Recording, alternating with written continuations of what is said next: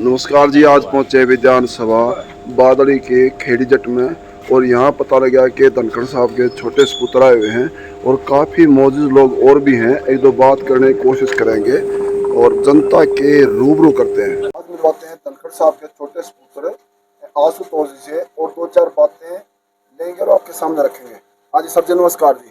नमस्कार जी, आपको और आपके सभी दर्शकों को मेरा जी जी। आज एक खेड़ी जट गांव में अपने परिवार ही बोलेंगे सारे सबको, बिल्कुल परिवार के साथ आए हैं जी। क्या आइडिया लेके आए हैं जी और जनता से क्या रिस्पांस मिल रहा है? देखो जी, मैं तो अपने परिवार में आया हूँ जी अपने बूढ़े बुजुर्गों का, माताओं बहनों का, सभी का आशीर्वाद लेने आया हूँ। जी जी सभी का भरपूर आशीर्वाद मुझे मिल रहा है। सभी ने एक मन बना लिया है, बादली हल्का विकास को चुनेगा जी।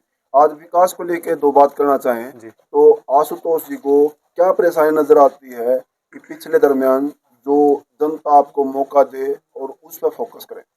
देखो जी, दो बातें पूरे बादली हल्के में चल रही हैं जी। एक तरफ तो है सूखा चौधर का नारा जी जी जी और एक तरफ है विकास और काम। जी जी जी जनता ने अपना मन बना लिया जी, अपने बेटे ओम प्रकाश को चुनेंगे, जी विकास को चुनेंगे। आप गांव गांव घूम रहे हो, आपको भी पता होगा, गलियां टूटी पड़ी हैं। जी पिछले जी 5 साल में बादली हल्के में कोई विकास कार्य नहीं हुए हैं। 25 करोड़ रुपए भी नहीं लगे। हमारे समय में 1200 करोड़ से ज़्यादा रुपया जी बादली हल्के के विकास कार्यों में लगा है। जी। तो लोगों ने दोबारा वही मन कराने का मन बनाया है। एक गरीब आदमी के लिए बहुत बड़ी चुनौती बन के आ रही है जी, जी एजुकेशन के लिए। जी क्योंकि एक सरकारी टीचर होता है तो अपने बच्चों को वो आमतौर पर प्राइवेट स्कूल में पढ़ाता है। इससे जनता ये मानती है कि प्राइवेट स्कूल में शिक्षा दीक्षा अच्छी तरीके से होती है और प्राइवेट स्कूल में एक आम आदमी मजदूर का पढ़ाना हिम्मत नहीं होती। तो उसी का रीज़न मानते हैं कि गरीब के बच्चों को वही पढ़ाई कैसे मिलेगी, स्कूलों में सुधार होके या ट्यूशन कोचिंग फ्री दे के। तो आशुतोष जी क्या बताएंगे इस विषय में? कुछ परसेंट तो जी प्राइवेट स्कूलों के अंदर पहले रिजर्वेशन का सिस्टम है कि गरीब छात्रों के लिए भी कुछ सीटें व्यक्त करी गई हैं, नियुक्त करी गई हैं। स्पेशल गरीब छात्र उसमें पढ़ सकते हैं। दूसरा, सरकारी व्यवस्था को भी बेहतर करेंगे, उस तंत्र को सुधार करेंगे। नई टेक्नोलॉजी है, ठीक है, इंटरनेट से पढ़ाई है, ई कोर्सेज हैं, डिजिटल प्लेटफॉर्म पे बच्चों को लेके आएंगे, उनको अच्छे से पढ़ाई कराएंगे।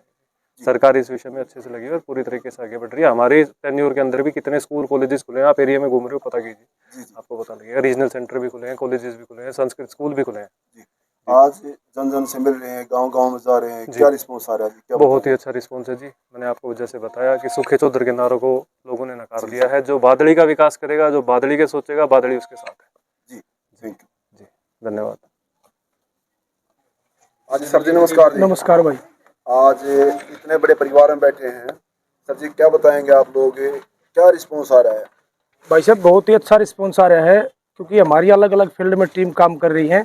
आज भाई आशुतोष के साथ हमारी सारी पूरे हल्के की जो युवा साथियों की टीम है वो भाई डोर टू डोर एक परिवार में जाकर अपने हर चाचा ताऊ से मिलता है। बहुत ही अच्छा रिस्पॉन्स आ रहा है। हमारा एक तरफा इलेक्शन है बिल्कुल। पिछली बार लोगों ने विकास के नाम पर पिछले 14 से 19 में जो काम हुए थे, क्योंकि अब 19 में से और 24 तक जो काम हुए उसकी तुलना करके लोगों ने अपने आप मन बना लिया है। क्योंकि किसी भी गांव में, जिस गांव में किसी के तो हाजिरी नहीं है, अगर हाजिरी है तो 2 लाख 4 लाख जो 8,000 है, किसी भी गांव में उसने कोई पैसा नहीं दिया। हर गांव से लोगों का अपने आप ऑटोमेटिकली मन बना हुआ है कि अब की बार चौधरी ओम प्रकाश धनखड़ को, क्योंकि हमारे एक बहुत कद्दावर नेता है और हो सकता है कि भाई हल्के में भी अच्छी किस्मत खुलेगी। और हम ये चाहते हैं कि भाजपा सरकार आएगी और ओम प्रकाश धनखड़ की जो हमारी जो मंशा है वो बहुत ऊंचे लेवल की है। हम भी ये चाहते हैं कि पूरे हल्के ने मन बना लिया है, अब की बार भारी बहुमत से ओम प्रकाश धनखड़ को जिता के भेजेंगे बादली से। जी, पिछले प्लान में जैसे आपने बताया अगर धनखड़ साहब होते कुछ बदलाव और होता। पिछले प्लान की उधार क्या मान रही है जनता के उस खामियाजे को धनखड़ साहब भर देंगे? क्या बदलाव होना चाहिए था, क्या उम्मीद है? देखो ये तो हल्के ने भी देख लिया कि ये जो 5 साल हमारे साथ धनखड़ साहब नहीं बने और भाजपा सरकार रही है, ये तो क्लियर हो चुका है कि हम 10-15 साल पीछे चले गए। और पिछले 25 साल में जो विकास हुआ था उसके बराबर हमारा 5 साल का जो 14 से 19 का विकास था वो बिल्कुल पिछले 25 सालों में भी इतना विकास नहीं हुआ जितना 5 साल में हुआ धनखड़ साहब ने किया। और अब की बार 5 साल में एक विधायक की जो ग्रांट होती है 5 करोड़ रुपये सालाना है, 25 करोड़ की ग्रांट होनी चाहिए किसी भी गांव में। क्या मेरे ख्याल से उसने 5 करोड़ पूरे हल्के में नहीं लगाया होगा। एक कोठी जरूर बनाई है पूरे हल्के में, उस कोठी का विषय है उसकी। भाई साहब आप वहां तहकीकात भी करा सकते हो।